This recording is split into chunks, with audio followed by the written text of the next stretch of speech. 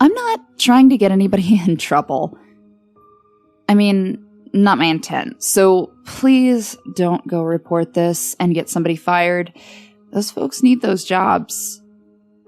That said, I just cannot shake my sense that my supermarket is violating health code stuff.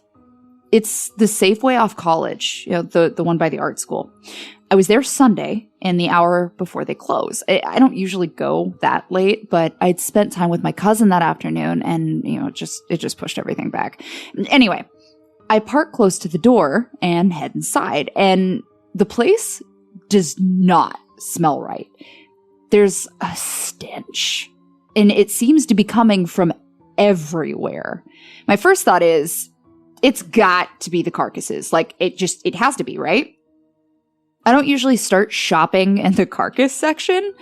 I don't like them just sitting in my cart in room temperature as I shop. But I wanted to figure this odor out.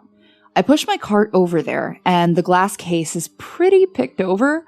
There's still a lamb carcass and a piglet carcass and a few disemboweled hens. And I roll by them all casually, sniffing as I go. I wager it's the birds because they were organic tortured, and those tend to rot faster than animals who were tortured and pumped full of antibiotics. But the organic tortured hens don't smell any worse than anything else. I asked the butcher, were these carcasses all bled out and gutted within the last few days? And he assures me they were, and that Safeway has a seal of quality for a reason. And I believe him. I mean, because the smell isn't any worse in the carcass section than it had been at the entryway. I usually take the store aisle by aisle, but the next likely suspect is the vegetable section. I head on over there, getting ready to breathe through my mouth. But when I get there, nothing looks unusual. I bend down and smell the blood on the floor. I mean, it's not crusty. It's still a little bit sticky to the touch. I stand back up. And I do the same thing I did with the carcass section. I mosey down the display, inspecting produce as I go. I pause at the tomatoes. I squeeze one. It's ripe. I pick off one of the calluses and I hold it up to the light. I mean, it's thick, all right, but that means that whoever it came from had been doing this a while, and I prefer that. I sniff the callus. Nope, no fungus. I stick the callus back to the tomato and I put it in my cart. The smell is actually a little less pungent here. I move into the fruit section. And I head straight for the pineapples. I have seen flies there before. But there are no flies. These look really fresh. Okay, a little picked over again. It's Sunday night. But, good. I don't need pineapple this week, but if I did, I'd probably get at least 2 of these. I give one a squeeze. Tough skin. Good. Firm flesh. Plenty of fingernails. And whole ones, too. Not just the little chips you get with the apples and the kiwis. You can see the bloody nail bed roots on these. They were torn away in one clean jerk. I lift a pineapple up to my ear, and sure enough, I can still hear the echo of a shriek. I'm guessing it's a woman, but it's really faint. So the pineapples don't stink. Neither do the pears or the melons. I give the berries, an extra check because sometimes the coating of mucus and tears has a masking effect on rot. That is not the case tonight. The fruit is good.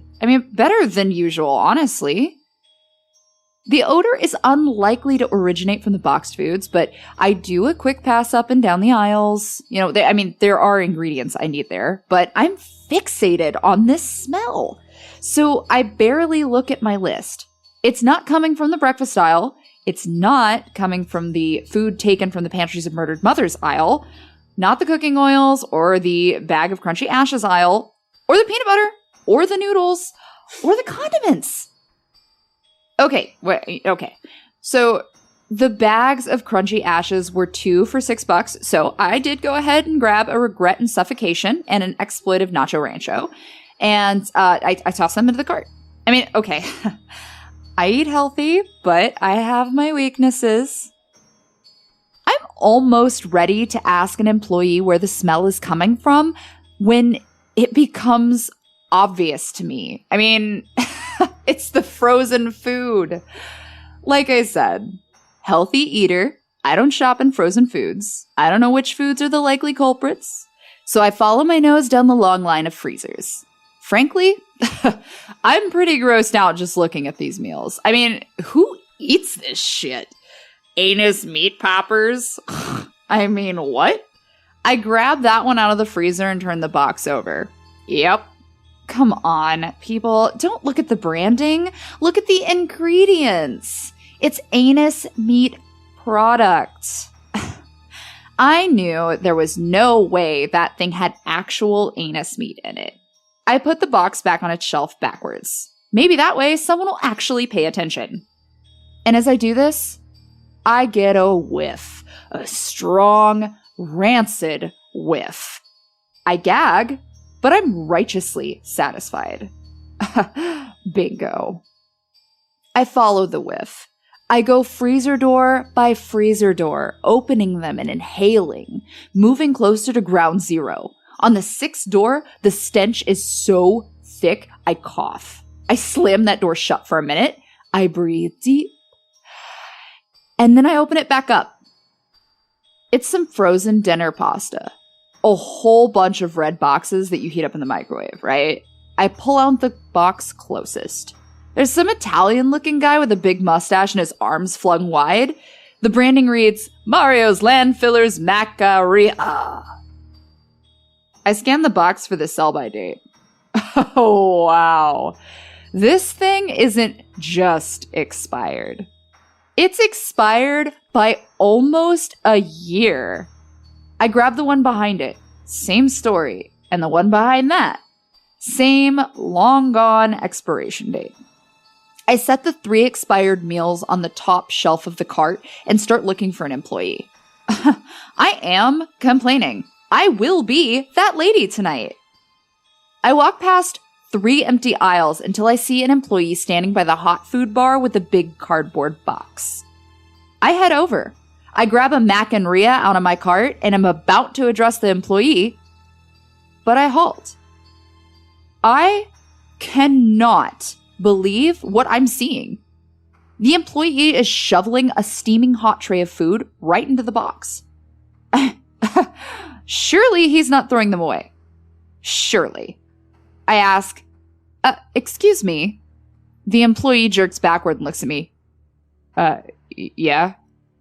Those are sweet and sour mixed carcass nuggets, right? Yes, ma'am. They're still hot. You're not throwing them away, right? He smirks awkwardly. It's the end of the shift, ma'am. Well, we have to. But you can serve them again tomorrow or like donate the food to a refugee camp. He gets this scared look on his face, and I assume it's because he thinks I'm angry at him, which I am, but then a voice from behind me startles me. A man asks, Miss, is this employee bothering you? I jerk around. It's a manager. Big name tag and everything, and his eyes are wide. Oh, and he's smiling. Yeah.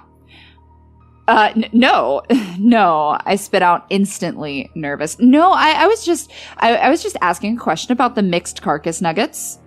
Were you hoping to purchase some? Did this employee prevent you from doing what you want? No, I don't want any, look, are you smelling this? I shove the cold box towards the manager. These are expired. He takes it from me carefully and inspects it. His smile falls. Oh, ma'am, I am so sorry. I tell him they're all expired, okay, by a year, and it's making the whole store smell awful. Could you please address this?